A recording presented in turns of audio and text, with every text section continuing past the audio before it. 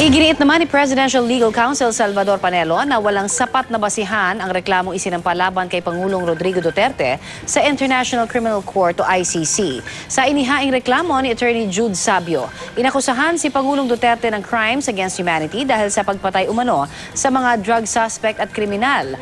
Dawit din sa reklamo ang hindi bababa sa 11 matataas na opisyal ng gobyerno.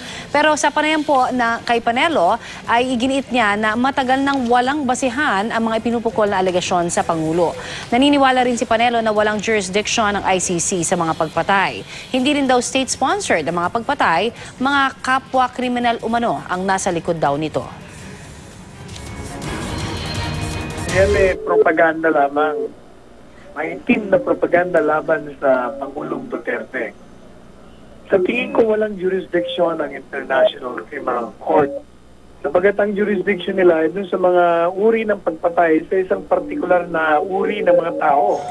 Samantala, kinukuha pa rin po natin ang reaksyon ng iba pang inireklamo sa ICC.